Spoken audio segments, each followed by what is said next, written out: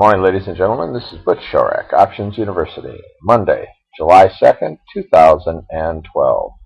Access to this video is for educational and informational purposes only. Nothing contained in this video, website, or promotional material constitutes a promotion, recommendation, solicitation, or offer of any particular investment, security, or transaction.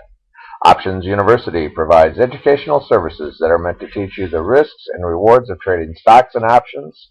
We're not a service that tells you what to trade. We're not implying or guaranteeing any profit. We expect you to take responsibility for your choices and for your stocks.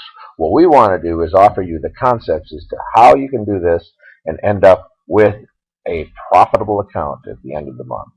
With that in mind, let's take a look at the week that was, as we saw that in economic announcements, we had a few things that took place this week. We had new home sales and Dallas Fed manufacturing on Monday. As we looked at Tuesday, consumer confidence, which basically most of the reports this week were either very neutral or very on one side or the other of what was expected. So no big movements took place because of economic announcements this week. Pending home sales took place this week. Durable goods orders took place on Wednesday. GDP was no big disappointment on Thursday. Jobless claims were right in line with what was expected. It was a week that was shaping up nicely as we came into Friday. We had the Chicago PMI, no big surprises there. Consumer sentiment was fine, and nonetheless we had another topsy-turvy week in the market as the market took place, and we had some volatility in it, to say the least. Next, we'll take a look at the week to come. And we see that we have PMI manufacturing on Monday morning, ISM on Monday morning. Both are capable of moving the market. We have factory orders on Tuesday. We have a shortened week this week as 4th of July, when we all celebrate our independence and the ability to have the kind of markets that we have because of the freedom in America. We take the week off, which will make Tuesday an interesting day to trade, as there will definitely be lower volume as some of the big boys on Wall Street head for the beaches, for the summer is in full swing as we come into this 4th of July week. Coming back on Thursday, we see we have ADP employment. Thursday, we have the jobless claims, which always take place on Thursday, telling us what happened with the unemployment numbers of the week before. And then we go into Friday, where we see we have the employment situation, which basically tells us of how the month of June went as far as the number of people that were actually out there working. So there's some economic announcements in the coming week. It is a shortened week. It is a week that we can take advantage of theta as the market isn't open. And for those of you that are sellers of options, this allows you to make money while the market's closed. And it's kind of sweet laying at the beach and knowing that theta is taking place and time is ticking on. There has been some volatility in the market. Let's take a look at the S&P chart and see what happened during the last week. As we see, looking at the last week, we'll look at the last 5 days. And here we are right here, the 5 days in the month of, closing out the month of June. Already hard to believe. And we saw that when we last talked, we talked about the fact that the market was trading within a very tight range, very little going on, and that we saw that from this level at about 1335 to this level at about 1320. There was not all that much happening. Thursday basically closed at about where the market closed on Friday, the previous Friday. And all of a sudden, news out of Europe. And look at that. S&P goes up 2.5% on Friday. That's the biggest move we've had since last December. So quite a move out of the market on Friday, as it just closed at the high of the day, kept moving, but look at how it's sitting right up there at resistance. Now the real question is, where are we going in this first week of July? What's going to happen? What kind of adjustments are going to take place as we go into earnings season in July, which will report to us the earnings that our big corporations had in the second quarter of this year? And then what kind of expectations are we going to have going forward? So a lot of wall of worry for the market to worry about, and that's exactly what the market thrives on. So up 2.5% on Friday. In fact, let's take a closer look at those last 5 days. And we see there we are, still trading basically within our yellow zone. And the question is, are we going to break up higher, or are we going to begin to retrace and come back down into our summer trading range? And what kind of news do we have coming is, because the news that is controlling the market is that news of European mess. What is happening with the Eurotoxin? What's happening with the European banks? What effect will it have on our overall market? Is it already priced in? Obviously, that 2.5% move on Friday was probably too far too fast, but we'll see if we break out and break into that zone that we haven't been in all summer long and have a bit of a rally in July going into earnings. I'll be surprised, but it certainly is possible. Key areas that we're now looking is breaking above this high that we have right there.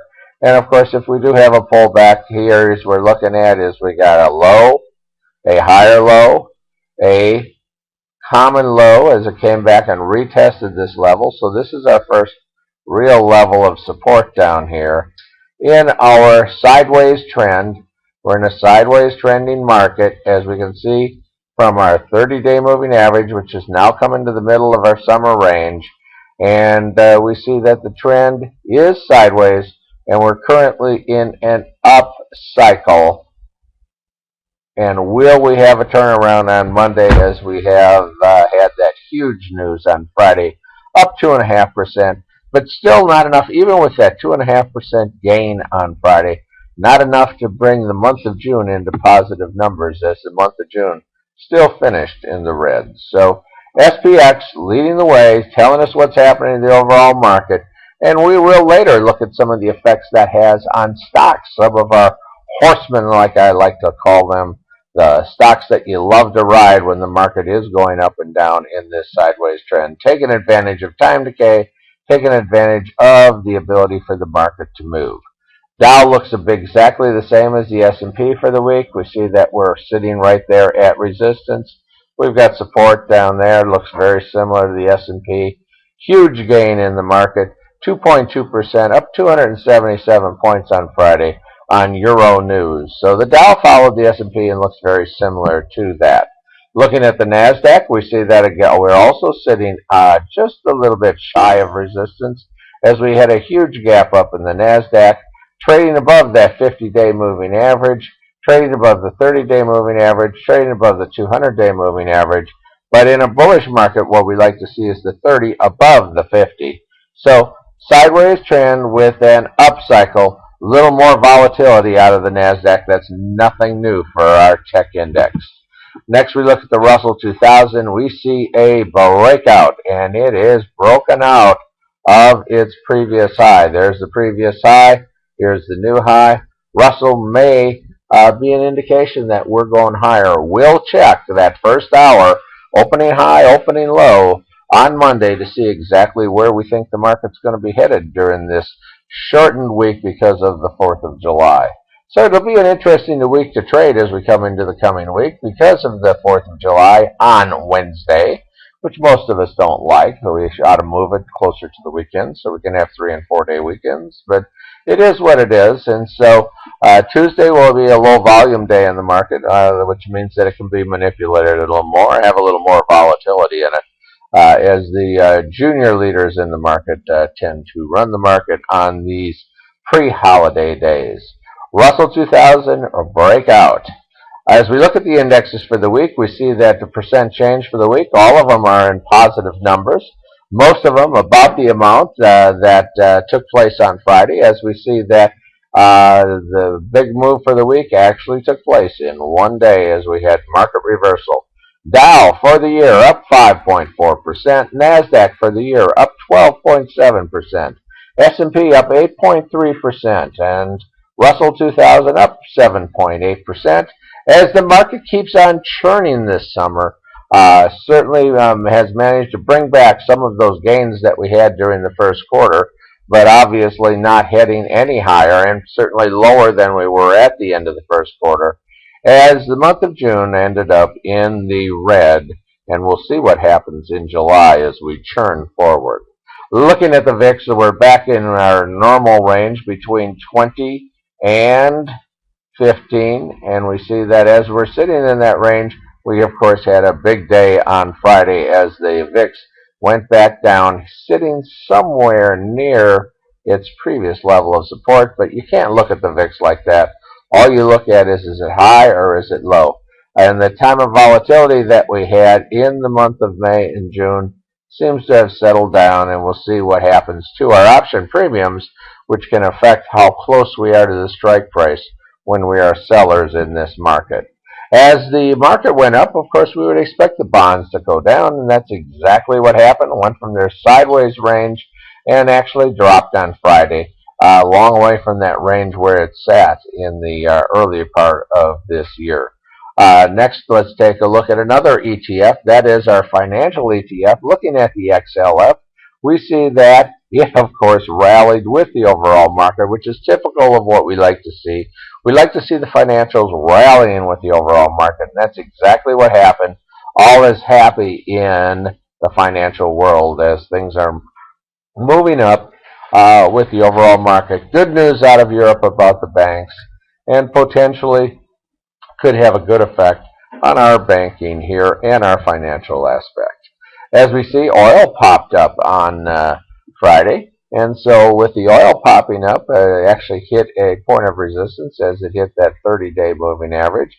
It has been stair-stepping its way down for quite some time, and so we'll see if we break above that previous resistance as we go into these summer vacation months, which typically and cyclically have usually brought us higher oil prices to take advantage of America traveling. Oh, that did sound a bit cynical, didn't it? All right, oil could be manipulated, really. All right, with that thought, let's next take a look at another exchange-traded fund, that is of gold. And we see that gold popped up also. That's safe haven.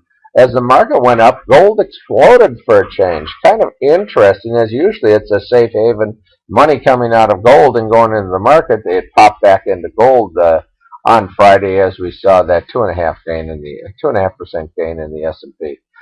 Still an inverted moving averages on gold. As we see, we have the 200 on top, the 50, and then the 30, which is definitely bearish as far as the moving averages are concerned. As far as the volume on Friday, we got a breakout with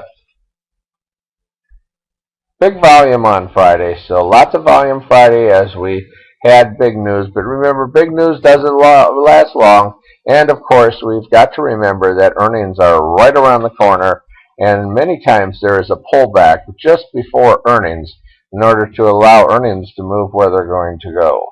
And we also know that there is some apprehension in the market right now as far as forward earnings, wondering exactly what's going to happen with the economy. So keep that in mind. We're back up into the yellow zone on the spider, and so we'll see what happens as we had volume on our move on Friday. Monday and Tuesday will be very interesting days to trade in the market, and there certainly should be some opportunities to pull out some short-term cash, as the market should have a little volatility this week.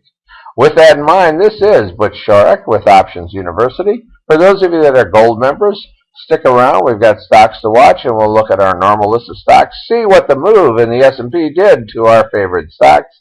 And for those of you that are not gold members, thanks for being here, and I look forward to speaking to you again on Thursday after we see what the market does during that will be a 3-day trading week when we next speak, and I'll talk to you Friday morning.